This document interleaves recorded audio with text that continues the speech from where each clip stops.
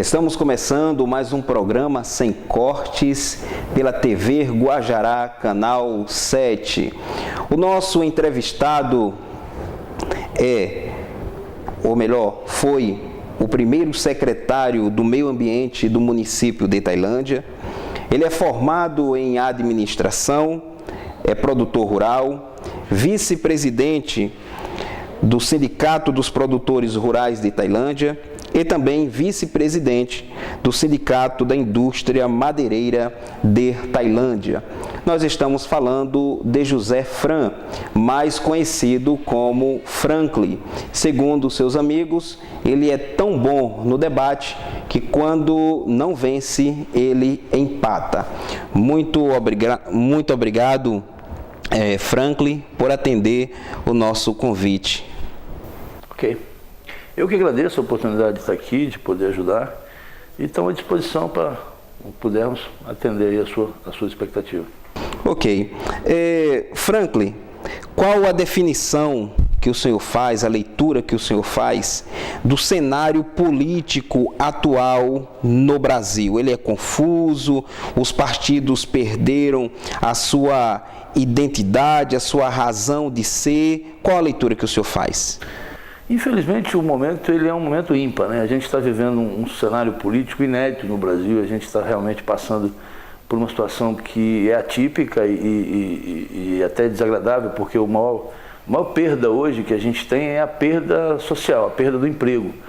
A gente fala-se hoje em 10 milhões de pessoas desempregadas, isso é muito para um país com as dimensões continentais que o Brasil tem.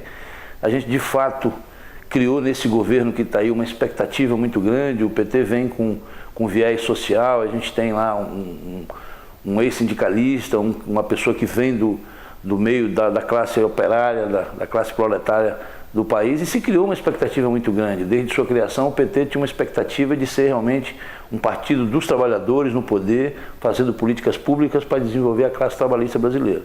Isso gerou realmente uma grande expectativa. Eu e a minha geração, eu sou da geração 80, tinha 13 anos na época, e a gente realmente teve essa falsa ilusão de que a gente estava no rumo certo. Havia um final de regime militar, uma ditadura um tanto quanto instalada, e isso veio, essa mudança de governo. Não foi ali que o PT realmente chegou ao poder, o PT ainda teve que esperar mais um pouco. Na transição do governo militar para o governo civil houve um governo antes do PMDB, né? A figura do então presidente José Sarney. Posteriormente tivemos o Fernando Collor, e aí, mais ou menos 25 anos depois de constituído, o Partido dos Trabalhadores chega ao poder mais ou menos com seus 25 anos de constituição.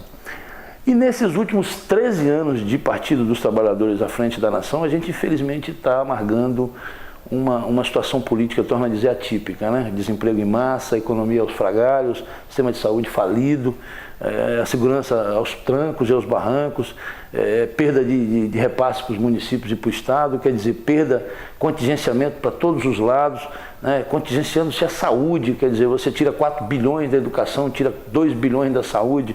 No cenário que a gente está, onde é que nós vamos parar? E o pior, em função de nada, em função de corrupção, de desvio de recurso público, de desvio de conduta, de malversação, né? E hoje crime das pedaladas fiscais, enfim, contra o patrimônio e contra toda a nação. Então é um cenário realmente desolador, e eu acho que a classe política hoje é uma coisa genérica, generalizada. Infelizmente a gente está carente de bons gestores, de bons políticos.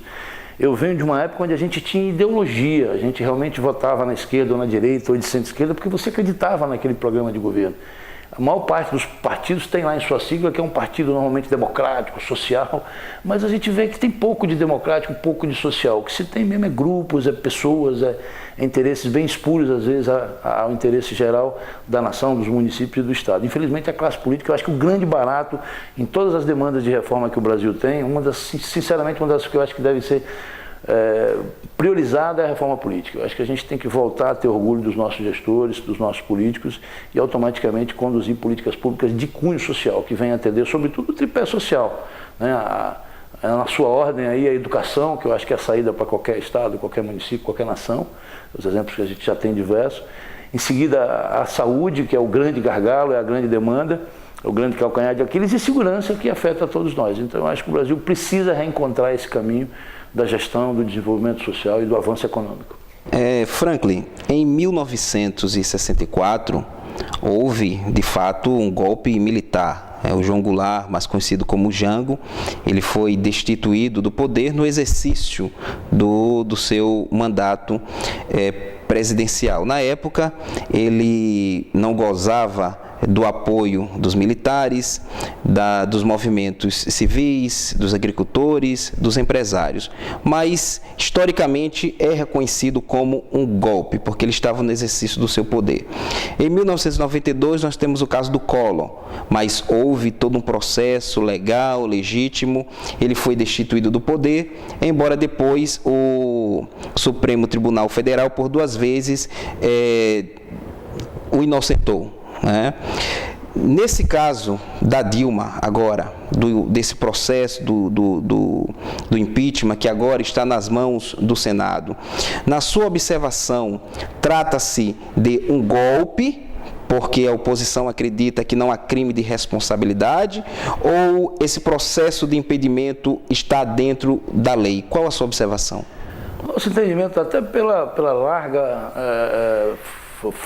matéria, as mais diversas matérias, a imprensa tem dado uma atenção muito especial a isso. É uma situação que está bem latente, né, hoje. Eu acho que houve sim crime de responsabilidade fiscal.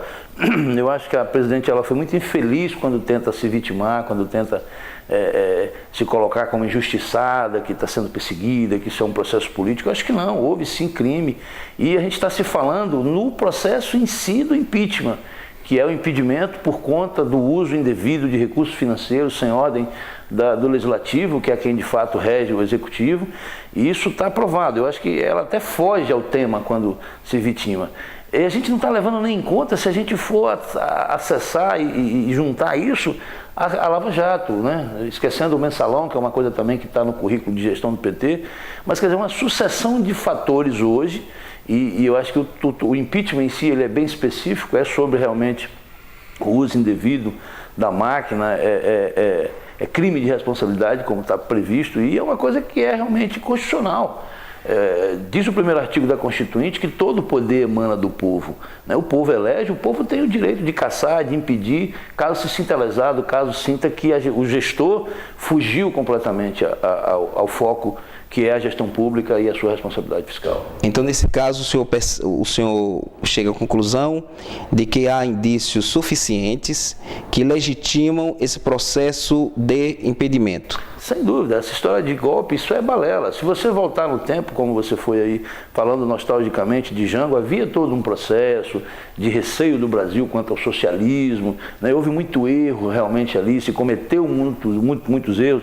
Eu tenho um amigo que disse que não houve golpe militar, né, que não houve ditadura, que houve realmente um período de gestão militarizada. Eu acho que não, lá sim houve golpe, sufragou-se aí da democracia, em detrimento do nada, de simplesmente ideologia sociopolítica, né?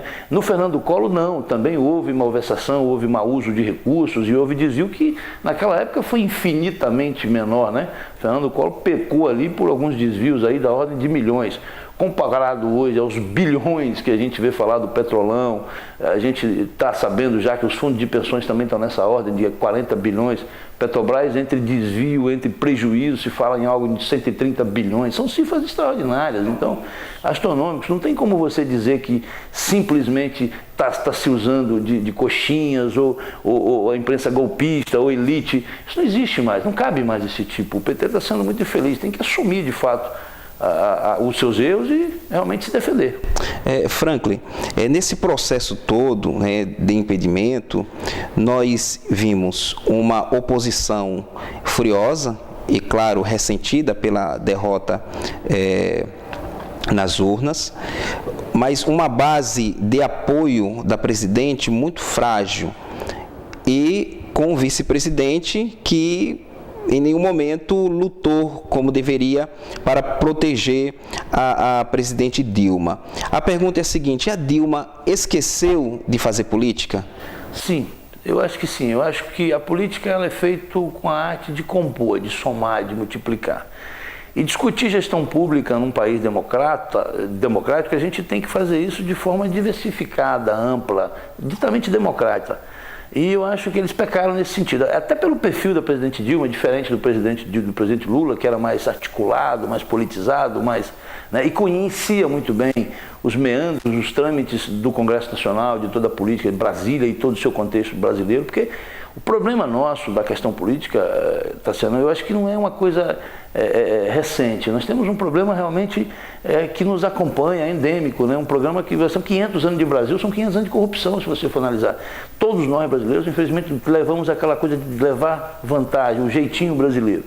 Eu acho que o PT foi infeliz, a presidente Dilma realmente deixou de fazer política e subestimou o povo brasileiro. Eles chegaram ao ponto de se achar acima da verdade, acima do bem e do mal. Eu acho que, de fato, a gente peca quando não discute os interesses, sobretudo em comum com a sociedade.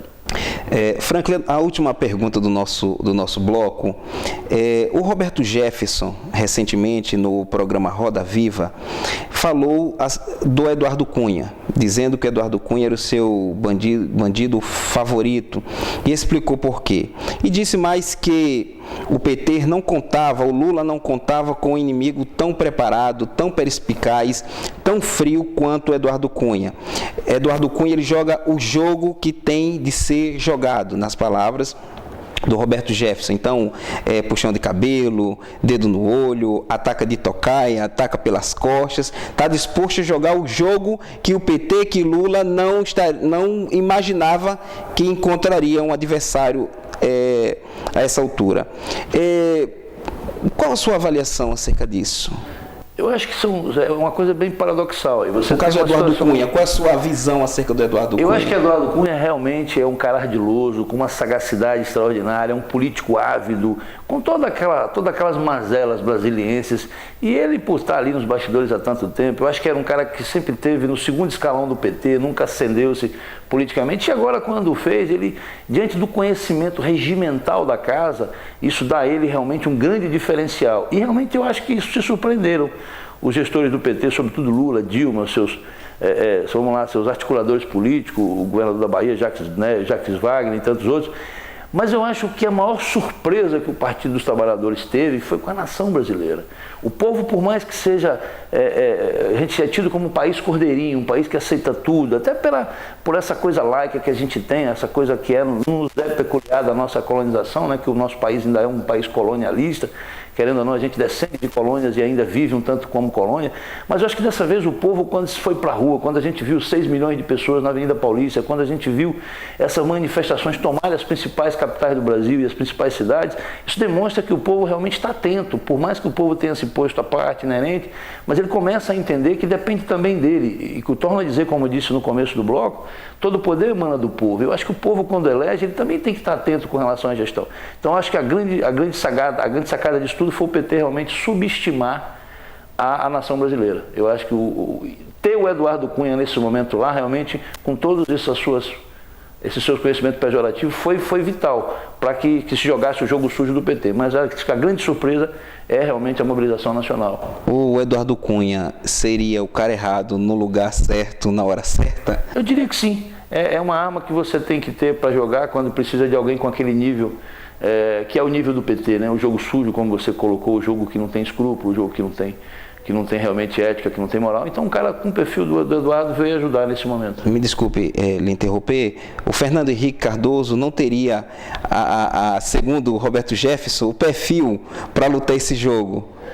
O professor Fernando Henrique vem de uma família quatrocentona, é um cara de uma educação extraordinária, é realmente um democrata, demonstra ter esse perfil quando abdicou da possibilidade de voltar como candidato a presidente da República. Quer dizer, ele mostrou ali ser um grande estadista, ele já tinha feito o papel dele enquanto gestor, no cargo maior da nação, e realmente não vejo no perfil do Fernando Henrique um perfil ardiloso, tanto quanto o do Eduardo Cunha. Sim, não tem como você viver no universo da política, sobretudo em Brasília, e não pegar muito daquilo lá que é realmente uma coisa atípica. Mas eu acho que é extremamente antagônico o perfil do Fernando Henrique com o perfil do Lula ou do Eduardo Cunha. Realmente não bate.